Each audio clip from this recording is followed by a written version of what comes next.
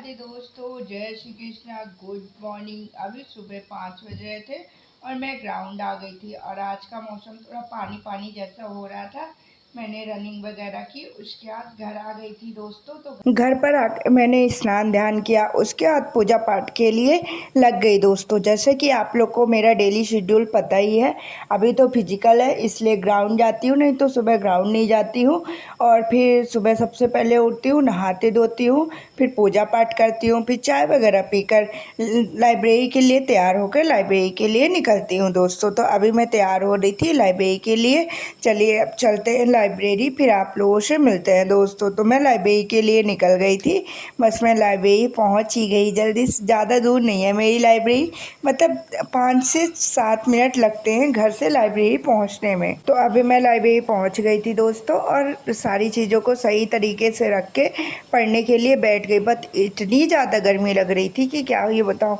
थोड़ा पानी वाला भी मौसम हो गया था ना, तो उमस उमस, मतलब क्या बताऊँ। सुबह सुबह एकदम गेट वगैरह भी बंद रहता है ना, तो बहुत ज़्यादा गर्मी हो जाती है। आप देखिए मेरे फेस में कितना पसीना भी निकल रहा है। फिर भी इन सब चीज़ों को मैंने साइड में किया और फैन तो ऑन कर लिया था, बट अभी एसी ऑन नहीं थी, क्योंकि एसी मेरी लाइब्रेरी में 9 बजे तक ही ऑन होती है।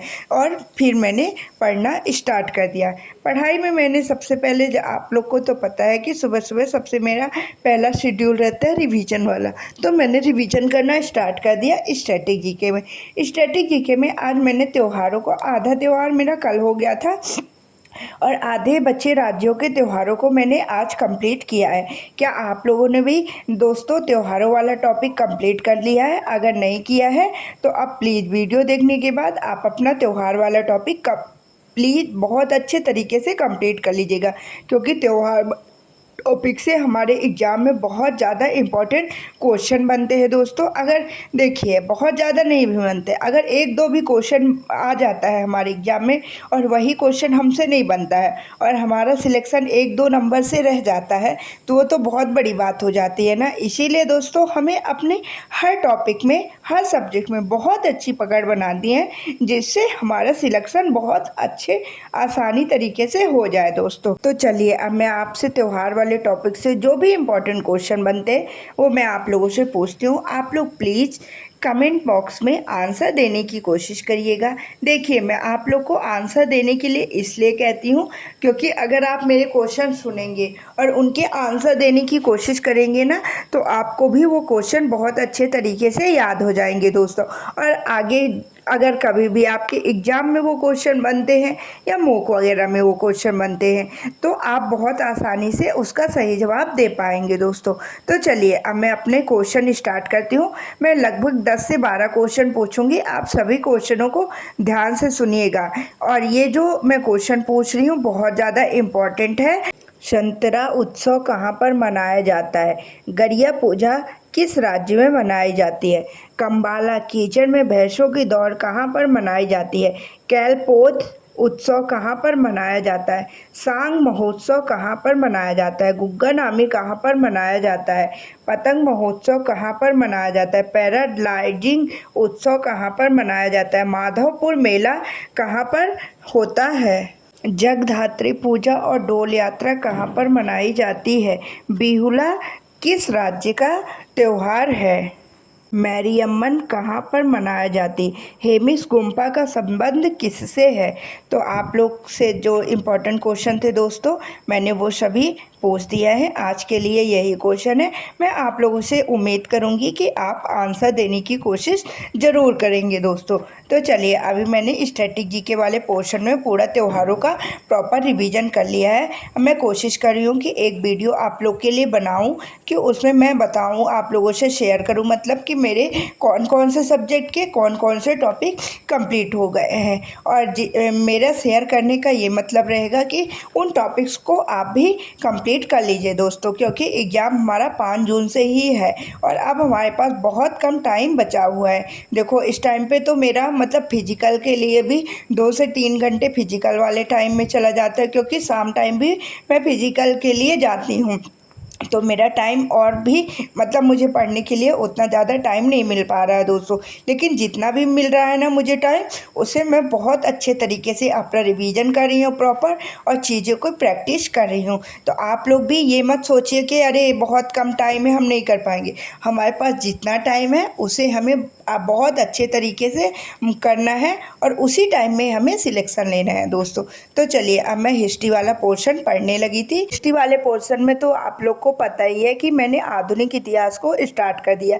पीछे से मध्यकालीन इतिहास को कंप्लीट करते आ रही हूँ, और इधर से आधुनिक इतिहास को भी स्टार्ट कर दी हूँ। तो आधुनिक इतिहास में आज मैंने बंगाल के नवाबों को पढ़ा। अब बंगाल के नवाब से जो भी इम्पोर्टेंट क्वेश्चन मैं आप लोगों से पूछ रही हूँ दोस्तों, आप लोग कमेंट बॉक्स में आंसर दीजिएगा। और जो जो टॉपिक्स मैं आप लोगों से शेयर करती जा रही हूँ ना कि मेरे कंप्लीट हो गए हैं, अगर आप लोग मेरे साथ स्टडी से जुड़े हैं तो आप भी कोशिश करिए कि वो सभी टॉपिक अपने कंप्लीट करते जाइए, चाहे वो हिस्ट्री हो, पॉलिटी हो, मतलब जिस भी सब्जेक्ट में के टॉपिक मैं आपसे शेयर करती हूँ उस सब्जेक्ट के टॉपिक आपको पूरे कंप्लीट करने हैं दोस्तों। तो चलिए अब मैं क्वेश्चन पूछना स्टार्ट करती हूँ। इजारेदारी प्रथा की शुरुआत किस क्षेत्र में हुई थी? इलाहाबाद की संधि कब हुई थी और किसके किसके बीच में हुई थी? बंगाल में द्वैत शासन किसने शुरू किया था? काशी का युद्ध कब हुआ था?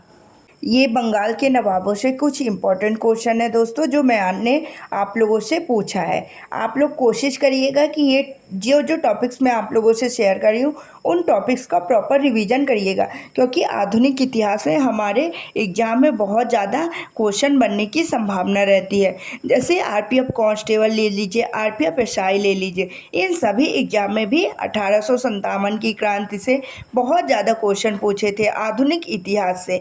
इसीलिए हमें मतलब हिस्ट्री को तीनों पार्ट को अच्छे से कंप्लीट करना है, लेकिन आधुनिक इतिहास को तो बहुत ही अच्छे तरीके से हमें प्रॉपर रिवीजन करके कंप्लीट करना है दोस्तों।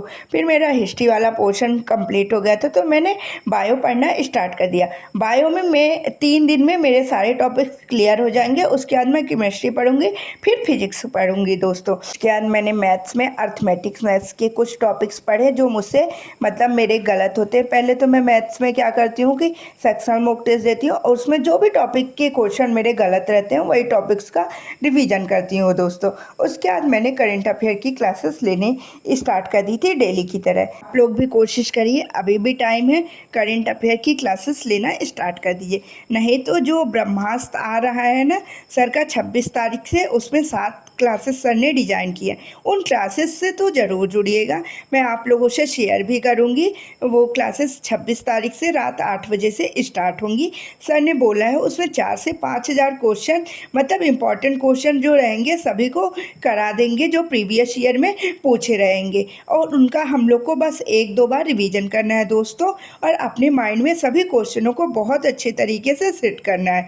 जैसे हमारे एग्जाम में अगर से कोई भी क्वेश्चन बने तो हम आसानी से कर सके दोस्तों। तो चलिए अभी मैं घर आ गई थी, घर पर आके मैंने खाना वगैरह खाया, और आज मैंने सोचा कि बस 10 मिनट आराम करूँगी। बहुत थक गई थी दोस्तों, सुबह 4 बजे जगती हूँ, लेकिन मतलब मेरी आँख लग गई तो मैं आधे घंटे सो गई दोस्तों। जब मैंने थोड़ा रेस्ट ले लिया ना तो थोड़ी थकान कम हो गई थी दोस्तों। अगर आप लोग को भी ज़्यादा थकान होती है तो थोड़ा बीच बीच में रेस्ट ले लिया करिए दोस्तों। उसके बाद मैंने चाय वगैरह पिया और दोबारा से लाइब्रेरी चली गई थी दोस्तों। मैंने लाइब्रेरी में जाकर एडवांस मैथ्स वाला टॉपिक स्टार्ट किया। आज मैंने स्टैटिक्स को कंप्लीट किया है, उसमें 2 क्लासेस और बची हैं जो मैं कल कर लूँगी दोस्तों। और हाँ, मैंने कमेंट में देखा था किसी ने बोला कि दीदी आपने नंबर सिस्टम कहाँ से कंप्लीट किया है। मैंने गगन सर का पूरा प्रॉपर बैच लिया था 0 to होरो, उसी से मैंने सारे टॉपिक्स कंप्लीट किए हैं दोस्तों। अगर आप लोगों ने जिन भी सर से पूरा मैथ्स पढ़ी है ना, उन्हीं सर से सारे टॉपिक्स कंप्लीट करिए, क्योंकि अगर अभी आप सर चेंज करेंगे ना उसमें प्रॉब्लम आपको ही होगी, क्योंकि थोड़ा थोड़ा कॉन्सेप्ट तो सभी सर लोग डिफरेंट बताते ही हैं। तो जो कॉन्सेप्ट हमारे माइंड में पहले से सेट है, अभी हम सर चेंज करेंगे और दूसरे कॉन्सेप्ट सीखेंगे ना, उसमें हमें कन्फ्यूजन हो जाएगा और बनते हुए क्वेश्चन भी गलत हो जाएंगे दोस्तों। इसीलिए मेरा आप लोगों से सजेशन है कि आप जिन भी सर से पहले से पढ़ रहे हैं ना, उन्हीं सर से अभी प्रॉपर रिवीजन भी करिए, तो उसमें आपको आसानी रहेगी क्वेश्चन बनाने में दोस्तों। फिर मेरा मैथ्स वाला भी पोर्शन कंप्लीट हो गया था, तो मैंने हिस्ट्री पढ़ना स्टार्ट कर दी थी। हिस्ट्री में मैंने आज 1857 की क्रांति पढ़ी, फिर उसके बाद किसान विद्रोह पढ़ा। ये सारे विद्रोह बहुत ज़्यादा इम्पोर्टेंट है दोस्तों। 1857 की क्रांति से तो 5-6 क्वेश्चन आरपीएफ कांस्टेबल में पूछा था। जब आरपीएफ कांस्टेबल में ही पूछा है तो एनटीपीसी में तो पूछेगा ही। इसीलिए इन सभी टॉपिक्स को हमें बहुत अच्छे तरीके से प्रॉपर रिवीजन करना है। अगर आपने पहले से नहीं पढ़ा है ना, तो एक बार प्लीज़ मेरे कहने पे नवीन सर की ये क्लासेस देख लेंगे ना, तो अगर आपने पहले से पढ़ा है फिर भी आपका प्रॉपर रिवीजन होगा, और नहीं पढ़ा है तो आपके लिए बहुत ही अच्छी ये क्लासेस है दोस्तों। मैंने तो एक बार पढ़ा था, लेकिन सर ने जो चीज़ें बताई हैं ना, इतने सारे विद्रोह मैंने कभी नहीं पढ़ा था। और जैसे सर जो चीज़ें पढ़ाते हैं उसके बाद क्वेश्चन भी लगाते हैं उस टॉपिक से रिलेटेड। जब मैंने ये सारी क्लासेस को पढ़ लिया और उससे रिलेटेड क्वेश्चन लगाए ना, सर ने जो मतलब पीडीएफ में लिए थे, तो वो क्वेश्चन भी मुझसे बन रहे थे दोस्तों। और जो चीज़ें हम पढ़ लेते हैं और वो चीज़ें सॉल्व करते हैं, प्रैक्टिस वो हमसे बनती है ना, तो बहुत मतलब अच्छा लगता है। फिर जब मेरा हिस्ट्री वाला पूरा पोर्शन कंप्लीट हो गया था, तो मैंने रीजनिंग पढ़ना स्टार्ट कर दिया था।